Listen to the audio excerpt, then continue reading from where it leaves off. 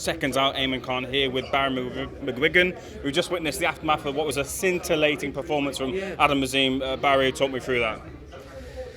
Well, I genuinely expected 3 rounds, but he's hitting so hard now and he's so quick, and when he nails you with a shot, and then he hits you with the second and third shot, it's just so, he's such a powerful puncher.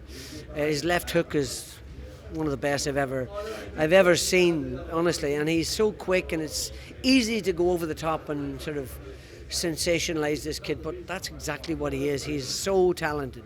Honestly, I'd put him in I'd put him in with anybody at the minute. Anybody in the world at 140 pounds, he's that good. But we can't do that because we're building him up, and we have to take.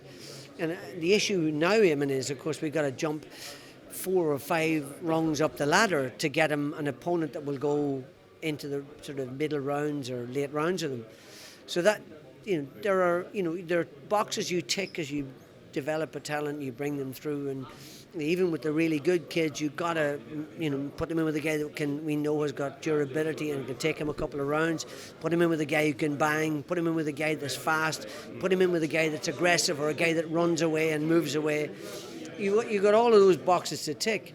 But I expected Charlton to take him at least 3-4 rounds, but he's hitting so hard and he places his shot so well.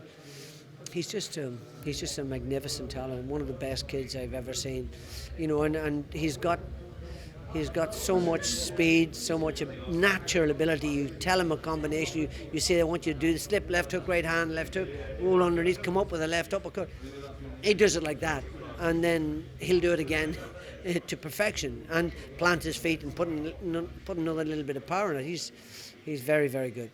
Barry, how many more tests are there for him to go before you want to really put him in there?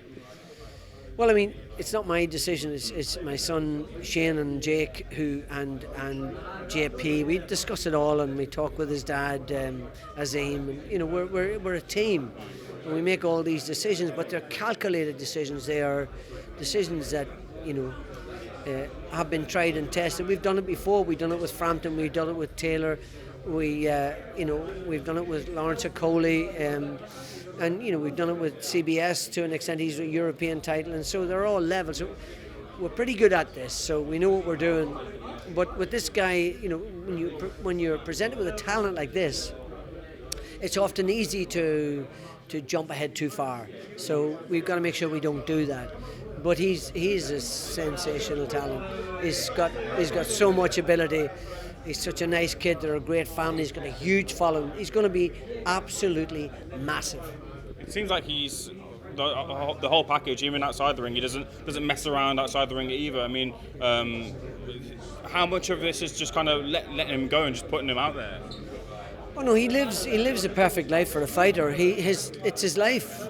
As a child he had ADHD.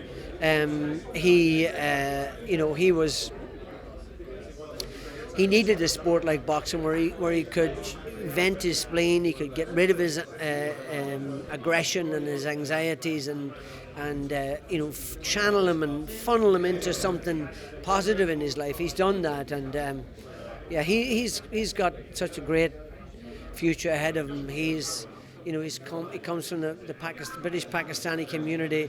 They've been crying out for a champion since Ayman Khan. We've got one now, I can tell you. And he's going to be accepted by everybody. He's just such a lovely, wholesome kid. His family are lovely. His brother Hassan is one of the sweetest kids. Very good talent himself, not as talented as his brother, but there are very few that actually have his natural abilities. But yeah, so it's an exciting future. But we've got lots of hurdles to get over in the future. We know that, and so we'll do that. Just sticking on Hassan, went to points this time around. Like you mentioned, maybe going a bit slower, but he'll get there as well. Yeah, I mean, he's not as talented as his brother. He doesn't have the ability to fight at close range the way his brother did. He's better at long range, but we've got to teach him to fight in close. There's a number of subtleties attached to that. It's a game on its own, learning to fight on the inside. So he's got to brush up on that. His distance is good, his power is good, his speed is good. He's got lots of time, so he's got great potential too. But there are very few that have the talent that Adam Azim has. run through some of the names in the stable. CBS, when's he out? It's Shoshai next. This last one before he goes to a world level. Yeah, I would say so. He's out again on the 17th or 18th of December down in Bournemouth. He's got a massive following down there. We just want to keep him busy before Christmas and get him out again soon afterwards. He's, as we say in Ireland, the kick in the arse off a world title fight. So he's right there, and we have to negotiate with the right people and get the right circumstances for him. But we will do that, and I believe wholeheartedly that the CBS has the ability to win the world cruiserweight title. Speaking of world titles, Ellie Scotney's got one next. Yeah, she's an amazing talent, and she's getting better and better and better. Honestly, this girl has got so much potential. She's the sort of girl that needs to feel safe in her environment, feel good about people around her, and that's a real good quality. But she's really going places. Shanika, whatever her name is, Jackson, is a talented kid, but Ellie's too good for her, and Ellie will win the super bantamweight title and go up to featherweight and on. Barry, you mentioned Lawrence Okoli a little bit earlier. What's the situation with him? Sounds like it's an unfortunate situation at the moment with Lawrence. With Lawrence, it sounds like an unfortunate situation at the moment with Lawrence. I didn't hear that, Ayman. What's the latest you understand with Lawrence Okoli? I don't know. I don't get into the negotiation side of things. He wants to spend time out in Dubai. We can't do that. We can't move all our fighters out there. We've got 10 fighters in the gym, and we try to treat everybody equally and give them, whether they're a world champion or whether they're a 6-round fighter, we give them all the same level of attention and commitment as we should, and therefore we can't take our fighters out to Dubai, unfortunately. It just doesn't work like that. So I don't know what's going to happen, so we'll wait and see. Barry, final couple of things from me. I just want to get your thoughts on Anthony Joshua. He says he wants to be a free spirit and pick the minds of a number of coaches. What do you think of that approach for a fighter of his stature and the standing he is right now as a heavyweight who's just come off a loss of against Usyk? Yeah, there's nothing wrong with that. He's had a couple of changes of trainers, and he's going to obviously have a look around and see who's the best. I already know who the best is, but that's another story. For Anthony, he just has to be happy with his decision. And there's nothing wrong with deliberating and taking your time, especially as it will be his last decision. You know what I'm saying? He's in the twilight of his career. He hoped to win the heavyweight title again and make a couple of defences and then sail into the sunset. So the decision on who he picks to coach him is an important one. I would take my time and make that decision conclusive. Would you like and maybe expect that Shane would get a call? I don't expect anything. We've got our heavyweight in Daniel Dubois. There's always room for another, but we've got our hands full at the moment. Every fighter in the gym is busy.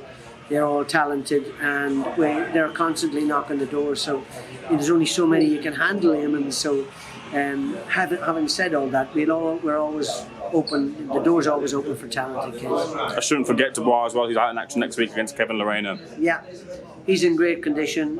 He's worked very hard for this camp, and he's getting better and better and better. He's only a kid, and I see improvements on him all the time. He'll have to be better against Lorena. Tough, short, southpaw. Don't get many of them. Come forward and fight aggressively. Got a good right hook, good little fighter in general, but Daniel knocks him out. Final thing from me, Dubois features on the undercard of Tyson Fury, who, if he gets through his fight against Derek Chisora, we expect to see the undisputed fight with Alexander Usyk. Do you expect that Tyson Fury would come through the fight against Alexander Usyk as undisputed champion? Well, it's not an easy fight for him. He beats Derek, every day of the week and twice on Sunday. So it's just it's an easy fight. It's just a tick-over fight. But Alexander Usyk is a whole different ballgame. He's a very talented, very complex fighter, and very hard to beat, as we've seen before. So it's not a foregone conclusion. We think he's bigger than he's taller, fights in a more upright position than Joshua, but it's a very tough fight for him. Barry, distinct pleasure speaking to you. Thank you for speaking to SecondsOut. Happy Christmas, Ayman.